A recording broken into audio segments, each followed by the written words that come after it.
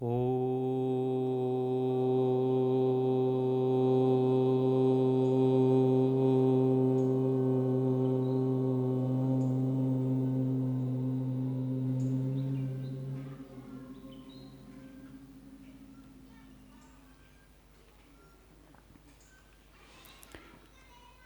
शिवरार्थी महानुभाव, यह वह और मैं, हमने संक्षेप से थोड़ी सी चर्चा यह की। अब हम मैं की चर्चा करेंगे। मैं अर्थात जीवात्मा। इस आत्मा को समझने के लिए, पकड़ने के लिए बड़ी मेहनत की। आधुनिक वैज्ञानिक इस आत्मा को न समझ पाए न पकड़ पाए, किंतु ऋषि लोगों ने इस आत्मा को समझा भी है, जाना भी है। आधुनिक लोगों ने अपनी अपनी परिकल्पनाएं की। मत संप्रदाय के लोगों ने भी आत्मा के विषय में अपनी अपनी परिकल्पनाएं की। एक संप्रदाय की मान्यता ये है कि स्त्रियों में आत्मा नहीं होता, केवल पुरुषों में आत्मा होता है। अब उस संप्रदाय की मानसिकता आप देख सकते हैं। स्त्रियों में आत्मा नहीं होता, केवल पुरुषों में आत्मा होता है। इस आधार पर कितना बड़ा पक्षपात वे कर सकते हैं और किया होगा। महर्षि स्वामी दयानंद जी ने जब सत्यार्थ प्रकाश लिखा और सत्यार्थ प्रकाश प्रकाशित हो चुका, लोगों के पास गया, सत्यार्थ प्रकाश का प्रभाव क्या पड़ा। जिन लोगों ने ये मान्यता बना रखी थी कि केवल पुरुषों में आत्मा होता है, स्त्रियों में नहीं, उन्होंने अपनी मान्यता को बदलना पड़ा। अपनी किताब से उस बात को हटाना पड़ा। ऋषि दयानंद जी के सत्यार्थ प्रकाश का ये प्रभाव था। ईसाई वर्ग और उनकी बाइबल का पुराना एडिशन देखिएगा, लगभग 200 वर्ष पुराना। उस समय ईसाइयों की बाइबल में ये होता था कि स्त्रियों में आत्मा नहीं होता, पुरुषों में होता है। महर्षि स्वामी दयानंद जी ने जब सत्यार्थ प्रकाश लिखा तो उन लोगों को अपनी किताब में परिवर्तन करना पड़ा और स्वीकार करना पड़ा कि दोनों में बराबर का आत्मा है। एक संप्रदाय स्त्रियों में आत्मा मानता तो है, लेकिन आधा आत्मा मानता है। स्वीकार तो किया, आधा आत्मा मानता, पूरा नहीं मानता। ये आधे वाला भी पक्षपात ही करेगा, अत्याचार ही करेगा। अलग अलग मान्यताएं आत्मा को लेकर के संप्रदायी लोगों ने अपनी अपनी बनाई और बना करके उसके आधार पर जीते चले गए। जब तक सत्य ज्ञान नहीं होता, बिना सत्य ज्ञान के व्यक्ति अन्याय करेगा, अपने जीवन को और दूसरे के जीवन को दुखद बनाएगा, कठिन बनाएगा। बिना सत्य ज्ञान के ही आज जो जीवन जिया जा रहा है और जितना कठिन होता जा रहा है, मुख्य कारण है ज्ञान का अभाव। एक और संप्रदाय है, जीवात्मा के विषय में उस संप्रदाय की मान्यता है कि जीवात्मा सिकुड़ता है और फैलता है। सिकुड़ने और फैलने वाला आत्मा है। हाथी के शरीर में गया तो फैल करके हाथी जितना हो गया, और चींटी के शरीर में गया तो सिकुड़ करके चींटी के शरीर जितना हो गया। उनकी अपनी मान्यताएं हैं, परिकल्पनाएं हैं। क्या आत्मा का यही स्वरूप है? आत्मा का यदि स्वरूप समझना और जानना है तो जिसने जाना और समझा है उसी से जाना समझा जा सकता है। जिसने आत्मा के विषय में जाना समझा ही नहीं है वो कैसे बता देगा कि आत्मा ये है। आत्मा को जाना समझा है तो ऋषियों ने जाना समझा है, और ऋषि लोग ही इस आत्मा के ठीक ठीक स्वरूप को हमारे सामने रख सकते हैं। यदि हम उस संप्रदाय वाले लोगों की मान्यता को स्वीकार कर लेवें कि आत्मा फैलता है, सिकुड़ता है, जिस शरीर में गया उसी जितना हो जाता है, तो शास्त्र क्या कहता है? शास्त्र ने कहा नैनम छिंदंती शस्त्राणि नैनम दहति पावकः आदि आदि। यदि पूरे शरीर में आत्मा फैला हुआ है और उस शरीर के एक अंग का छेदन कर दिया जाए, काट दिया जाए, हाथ काट दिया तो साथ में क्या कटेगा? अब फैला हुआ है तो उतना तो आत्मा जाएगा ही। और शास्त्र कहता है नैनम छिंदंती शस्त्राणि। उनकी मान्यताएं निराधार। एक और संप्रदाय है, उस संप्रदाय वालों ने भी अपनी परिकल्पना की आत्मा के विषय में,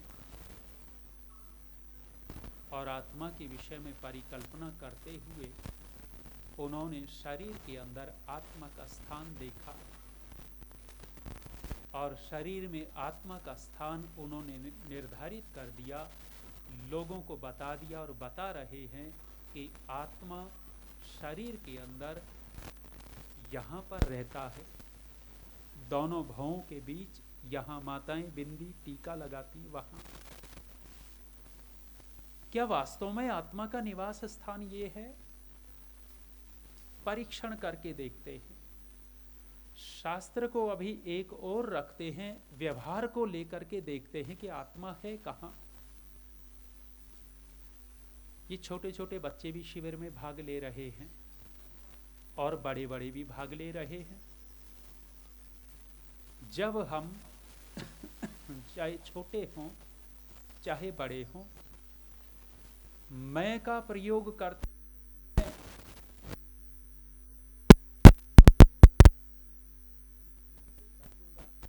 उस समय स्वाभाविक हाथ कहाँ जाता है?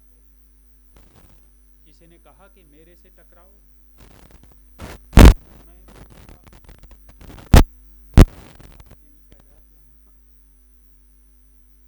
स्वाभाविक हाथ गया कहाँ? स्वाभाविक हाथ यहां जाता है। घुटने पर नहीं गया मैं, कंधे पर नहीं गया मैं, माथे में नहीं गया मैं, कहां? मैं। यही क्यों गया बालक का भी हाथ, जो आत्मा के विषय में कुछ नहीं जानता समझता, उसका भी स्वाभाविक प्रतिक्रिया ये हो। जब हम कभी आनंद में होते हैं, बड़े प्रसन्न होते हैं, कभी किसी को देखा ये कहते हुए आज हम बड़े आनंद में हैं? देखा? ऐसी कोई प्रतिक्रिया नहीं। लेकिन ये जरूर देखा, आहा आज तो गदगद हो गए, बड़ा आनंद है। यही क्यों? जब हम दुखी होते हैं भय लगता है,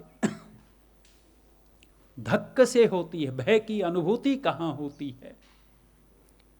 भय लगता है जो धक्क से होती है वो कहाँ? यहीं पर होती है। क्यों? क्योंकि वो डरने वाला, भयभीत होने वाला यहां है, वो आनंद की अनुभूति करने वाला यहां है, वो मैं जो बोल रहा है वो यहां है। ये व्यवहारिक पक्ष है, चाहे छोटा बालक हो चाहे बड़ा हो, छोटे बड़े की यही व्यवहारिकता हमें दिखाई देती है। अब शास्त्र से प्रमाणित कर लीजिए, इन लोगों ने कितने सिद्धांत की हानि की है, कितना भ्रम फैलाया है। आत्मा के विषय में और ईश्वर के विषय में, सबसे ज्यादा इन दो के विषय में किसी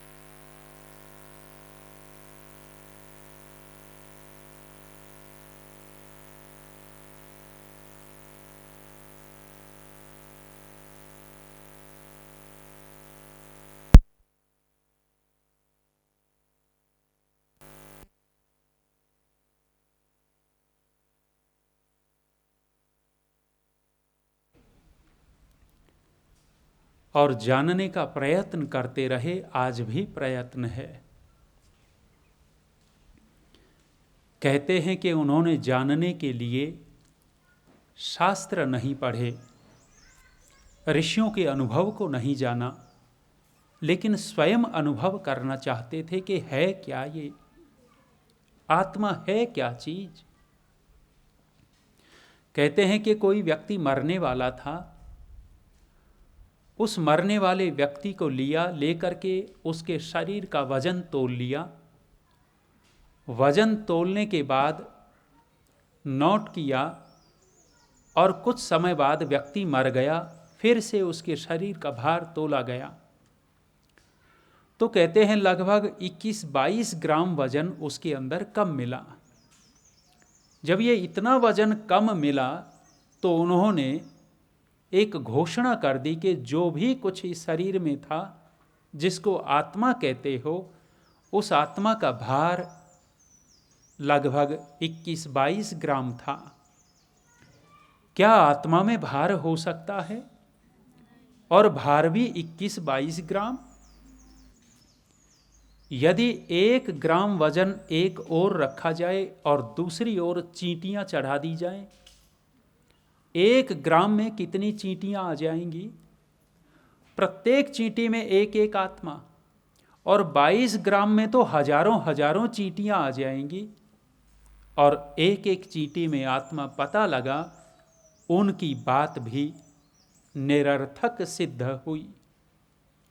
आत्मा को तो वही बता सकता न जिसने जाना हो। आत्मा को जाना है, ऋषियों ने जाना। अब हम ऋषियों की शरण में जाकर के देखें, ऋषियों से पूछें कि आपने आत्मा को जाना है तो हमें भी स्वरूप बता दो इस आत्मा का। महर्षि गौतम इस आत्मा के स्वरूप का वर्णन करते हैं। आत्मा है क्या? आत्मा को हम पहचाने कैसे कि इसके अंदर है? महर्षि गौतम ने अपने न्याय दर्शन के अंदर सूत्र लिखा। सूत्र लिखते हैं, 12 प्रमेय वहां लिखे हैं।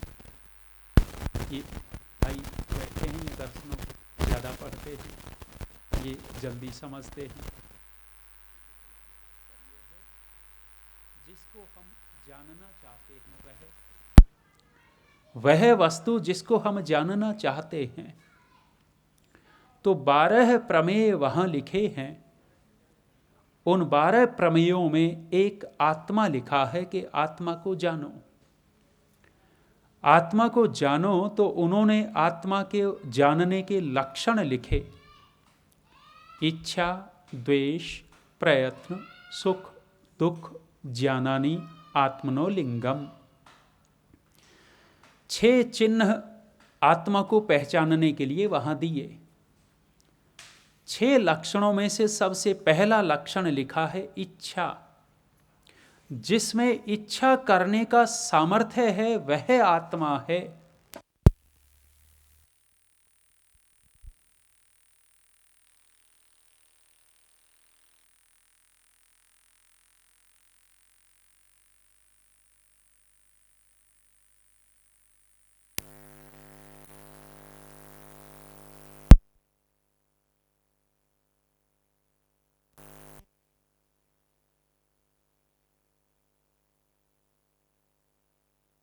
या जिसके अंदर इच्छा नहीं है उसके लिए अधिक करते हैं। मंदिर में जाते हैं बहुत सारे लोग, जाने वाले कोई कोई बैठे भी होंगे, नाराज न होइएगा। मंदिर में गए, प्रसाद लेकर के जाते हैं और प्रसाद उस देवता को खिलाते हैं। देवता को प्रसाद खिलाया, कभी उस देवता ने ये कहा कि रोजाना खीर चटा करके चली जाती हो, कभी तो लड्डू जलेबी ले आया करो। कभी देवता ने इच्छा की, अरे रोजाना खीर चटा देती है, कभी कभी हलवा रसगुल्ला भी ले आया करो। कभी कोई इच्छा नहीं। चाहे आप खीर चटाइए, हलवा चटाइए, सब्जी चटाइए, मिर्ची चटा करके आ जाइए, उसके कोई फर्क नहीं पड़ने वाला। क्यों? क्योंकि इच्छा नहीं है। और जहां इच्छा करने का सामर्थ्य नहीं है वह वस्तु जड़ है, चेतन नहीं हो सकती। और हमने जड़ की इच्छा मान करके जड़ की पूजा शुरू कर दी, चेतन को छोड़ दिया। अब फिर हल्का फुल्का बना करके बोल रहा हूं। मूर्तियां, एक ईश्वर की बनाई हुई और एक मनुष्य की बनाई हुई मूर्ति। भगवान ने जितनी भी मूर्तियां बनाई वो असली मूर्तियां बनाई या नकली बनाई? असली। वाह बेटे, धन्यवाद, हमसे जुड़े हुए हैं आप। और मनुष्यों ने जितनी मूर्तियां बनाई वो नकली बनाई या असली बनाई? नकली। अच्छा ये बताइए, अब आज संसार में नकली की पूजा हो रही है या असली की? नकली की। और जब नकली की पूजा करेंगे तो फल असली मिलेगा या नकली मिलेगा? देख लो, बोल भी रहे हो और कर भी रहे हो। माने पता भी है लेकिन करना वही है। नकली की पूजा करेंगे तो फल नकली ही मिलेगा। आप विचार करके देखिए, ईश्वर की बनाई हुई मूर्ति असली, मनुष्य की बनाई हुई मूर्ति नकली, लेकिन नकली की पूजा असली को छोड़ रखा है। हां, पूजा करने का तरीका असली है, वो नकली नहीं है। जो तरीका पूजा करने का अपना रखा है वो नकली नहीं है, वो तो असली है। लेकिन जिसकी कर रहे हैं वो नकली है। पूजा करने का तरीका असली कैसे? जब कहीं देव स्थल पर जाते हैं तो क्या खाली हाथ जाते हैं? कुछ लेकर के गए, प्रसाद लेकर के गए, एक लोटा पानी का लेकर के गए। जब वहां गए तो सबसे पहला काम क्या करते हैं? सबसे पहला काम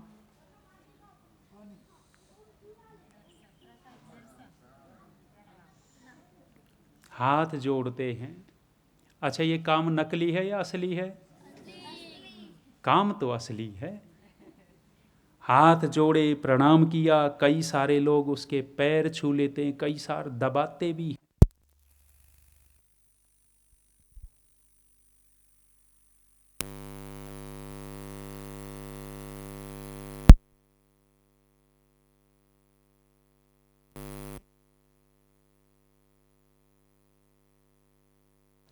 क्यों नहीं दिया? क्योंकि नकली है। बस ये बेटे समझ जाएंगे, हमारा शिविर तो सफल है। नकली है। और जब हम अपनी माँ, दादी, पिताजी के सामने जाकर के हाथ जोड़ते हैं, पैर छूते हैं, आशीर्वाद मिलता है या नहीं मिलता? क्यों मिलता है? क्योंकि असली है। असली के सामने करेंगे तो परिणाम असली मिलना है, नकली मिलेगा ही नहीं। कितना बढ़िया काम था हाथ जोड़ना, प्रणाम करना, लेकिन किसके सामने करते रहे? मूर्ति के सामने करते रहे। और यदि चेतन के सामने करते तो परिणाम ठीक निकलना था, घर ठीक होना था, परिवार ठीक होना था। पिताजी को, दादी को, माँ को तो प्रणाम नहीं किया, लेकिन उन पत्थर की मूर्तियों को प्रणाम करते रहे। परिणाम विपरीत। एक और काम देखा। प्रणाम करने के बाद देवी जी लोटा पानी का लेकर के गई थी, और देवी जी ने देवता के ऊपर पानी डाला, और केवल पानी नहीं डाला, फिर मसल मसल करके नहलाना शुरू किया। उसको जितना मसला, रंग फीका पड़ता है, चमक आ जाती है। अनुभवी बैठे हो भाई। फीका पड़ जाता है। पहले दिन तो पेंट वेंट कर रखा था, अब इतना मसला है, पानी डाल डाल करके कि रंग उड़ गया, फीका पड़ गया। और यही काम, ये शरद ऋतु है, ठंड का महीना है, घर में गर्म पानी करके बूढ़ी दादी को, बूढ़ी सास को बहू मसल मसल करके नहला देवे, चमक आएगी या फीकी पड़ जाएगी? चमक आएगी। क्यों? क्योंकि असली है। काम असली, लेकिन साथ किसके कर रहे हैं? नकली के साथ। करते रहो, नकली ही फल मिलता रहेगा। तीसरा काम एक और देखा। क्या देखा? कि जो प्रसाद लेकर के गए थे नहलाने धुलाने के बाद, वो प्रसाद इतना लेते हैं जितना चिड़िया की चोंच में आए, इतना सा लेकर के देवता के मुंह में ठूंसते हैं। देवता खा ले देवता। अच्छा, देवता ने आज तक एक भी कण खाया? आज तक नहीं खाया। क्यों नहीं खाया? क्योंकि नकली है। और बहू कभी कभी गरम गरम हलवा बना करके अपनी सास के सामने रख देवे, ठूंसने की जरूरत है, अपने आप साफ कर देगी। अपने आप साफ कर देगी। क्यों? क्योंकि असली है। असली नकली को समझ करके तो देखिए। जिस दिन ये हिंदू कौम असली नकली में अंतर करना सीख जाएगी, उसी दिन ये हिंदू कौम का उद्धार हो जाएगा। सबसे बड़े पतन का एक बहुत बड़ा कारण है, असली नकली का भेद भूल गए। अरे, हमसे तो अच्छे ये पशु पक्षी। बिल्ली के सामने एक दिन प्लास्टिक का चूहा रख दो, प्लास्टिक का, रबड़ का नकली चूहा रख दोगे, बिल्ली क्या करेगी? एक बार तो भले ही धोखा खा जाए, एक बार धोखा खा सकती है, उसके नज़दीक जाएगी, सूंघ लेगी, पहचान लेगी नकली है, चाहे आप फिर 20 बार छोड़ो, वो उसके पास नहीं आएगी। लेकिन असली चूहा छोड़ दे में तब वो बिल्ली भी असली नकली को जानती है कि ये नकली है और ये असली है, उस नकली को छोड़ देती है। लेकिन इस आदमी की खोपड़ी नकली के पीछे। और हिंदू कौम के पतन का ये बहुत बड़ा कारण है कि ये नकली के पीछे पड़े और असली को छोड़ गए। हम कहीं और चले गए, आत्मा के पास फिर लौट चलते हैं। इच्छा, जहां इच्छा करने का सामर्थ्य है वहां आत्मा है। ये आत्मा का पहचानने का पहला लक्षण कहा है। दूसरा लक्षण